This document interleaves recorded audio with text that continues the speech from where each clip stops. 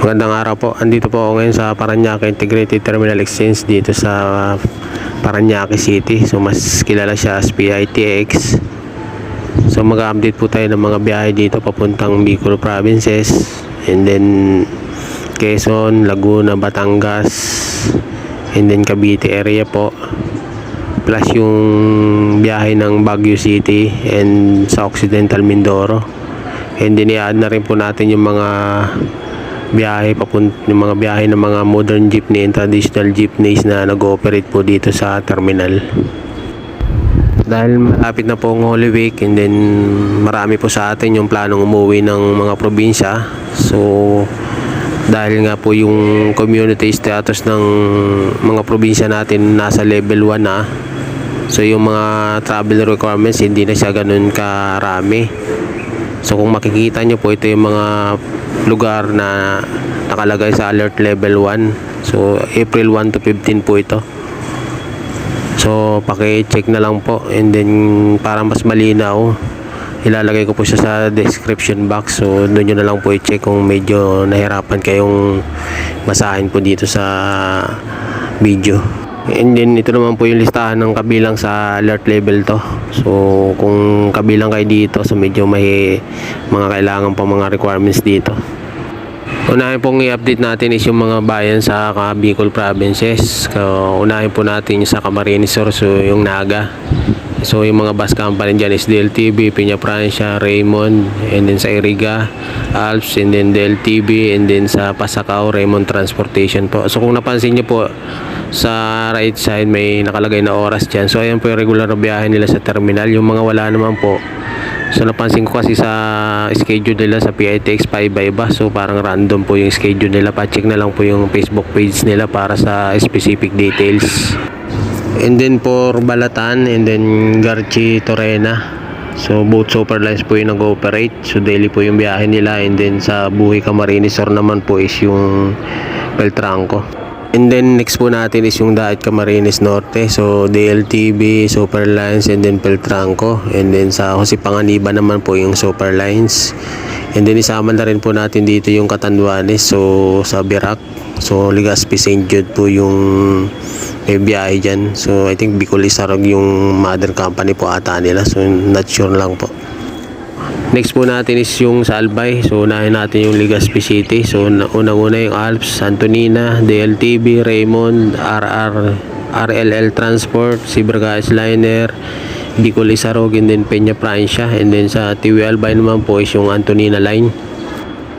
Sa Tabaco Albay naman po, so unang-una yung Antonina Line, DLTV, Alps, Mark Ives Transit, Raymond, Peltranco, Ario Diaz, Bubis Liner, RMB Transport, Cagsawa Bus, Legazpi St. John, din Amihan Bus po. And then sa TV Albay, Antonina Line, and then Pio Duran, sa Superlines naman po, at saka Aranja Bus yung mga nakasign dyan. So Sorsogon naman po tayo. So sa Matnog, DLTV, St. Marta, GBH Transport, and then Mark Ives Transit. And then sa Gobat Sorsogon yung Alps naman po. So ayan po yung mga bus na nakasign dyan sa mga bayan na yan. Sa Bulan Sorsogon po, DLTV, Peltranco, and then Bellesa.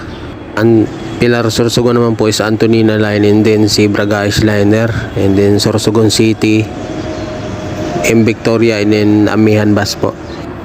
Next naman po natin is yung sa San Jose Occidental Mindoro. So Roro Bus po siya, and then OM Trans, and then sa Baguio City, Solid North. So ito naman po yung binigay nilang schedule sa Facebook page nila sa PITX, yung Pangasinan Solid North po.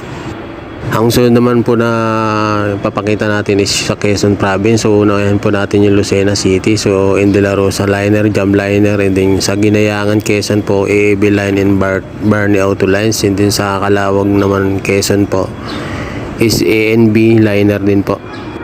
Next po is sa Infanta Quezon, so MRR Trans, and then sa San Andres Quezon naman po, Barney Auto Lines, and then sa Tagkawayan Quezon, PNO Transport po. So meron din po silang terminal sa Alabang, and then sa Paseta Complex sa San Pedro Laguna po. Next naman po natin is sa Batangas. So unahin po yung Batangas City, so Alps, Ceres, Jamliner, DLTV, and De La Rosa, and then sa Lipa City, Jamliner, Alps, And then sa Lipa City via Tanawan City po to. So Alps din po yung naka-assign na bus dyan. Next po is sa Levery Batangas. So DLTV, San Juan, Alps, and then sa Nasugbo Batangas via Aguinaldo Highway po to. So yung Batman Star Express and then San Agustin. So kaya lang parang random po yung schedule nila. Actually meron din pong Nasugbo via Naik naman po yung daan niya sa Ternate. So yung St. Gabriel bus. So kaya lang hindi ko ma-trace yung schedule nila kung anong oras po. Next naman po natin is yung sa Laguna. So ang biyahe po dito is Santa Cruz and then DLTV, LLI bus and then sa Santa Rosa Integrated Terminal. So malapit po to sa SM Santa Rosa. So Jamliner po yung naka-assign dyan. So ang pinakaalas natin sa mga provinces po is yung Cavite. So ito pong biyaheng Cavite. So dahil lang malapit sa PITX to, so regular po yung mga biyahe nito at saka yung mga requirements nito hindi na talaga kailangan po. Mga bus po na regular dito na bumabiyahe is yung Patagaytay and then 13 Martires and then SM Dasmariñas. So dadaan po siya ng Bayan and then sa General Mariano Alvarez po. And then sa Gate 6 naman, so yung papuntang Naik, Ternate, Tansa, and then yung Cavite City po. So andyan po sa ground floor yung sakay ng mga bus na yan papunta dyan sa mga bayan na yan. So tapos na po tayo sa mga ruta sa probinsya. So ipapakita ko naman po yung listahan ng mga sakayan ng mga biyahe ng mga city buses dito sa terminal. Kasama na po yung biyahe ng mga modern jeepney and then yung EDSA carousel bus located sa gate 10. So pakicheck na lang po yung mga biyahe sa listahan po. And then ito naman po yung listahan ng mga biyahe ng mga jeep na nasa malapit sa gate 10 po to. So gate 10 exit door, doon nyo po makikita yung mga biyahe ng mga jeep na naka-assign dito sa terminal. And then ito naman po yung latest advisory ng PITX regarding dun sa ticket booth assignment and loading areas, so yung loading bay areas ng mga bus. Sa travel requirements naman po, kung bakunado na kayo and then yung pupuntahan yung lugar is level 1, so wala na kayong problema. Except po sa Bicol, may nire-record pa rin po kasi sila ng mga other requirements, like kung sa mga bata meron naman pong exemption kung hindi sila bakunado. So pakicheck na lang po yung Facebook page ng DLTV kasi kumpleto naman po yung nare-release nilang requirements kung sa Bicol province kayo pupunta. And then katulad ng nabanggit ko po kanina, papakita ko po sa inyo yung mga Facebook page ng mga bus company para for double checking nyo po, para kasi meron din po kasi mga contact number silang pinoprovide doon and then mga website na or link na pwede nyong pasukan para makapag-book kayo. So sa dulo po ng video na to, papakita ko po isa-isa yung mga Facebook page ng mga bus company. So pahabol lang po, so hindi naman po official yung mga nabanggit kong schedule dito. So unofficial po to. So anytime po magbago yung schedule ng mga bus company, so wag na po kayong magugulat. So kaya nga po ilalagay ko yung Facebook page nila para if ever na makontak nyo sila, sa kanila kayo mismo makipag-coordinate kasi hindi po ako directly connected sa mga bus company or sa PITX po. So yun lang po, maraming salamat po sa panonood and then pakicheck na lang po yung mga Facebook page ng mga pang company.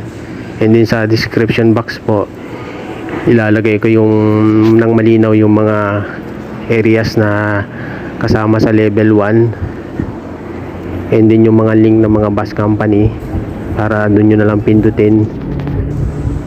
So maraming salamat po ulit.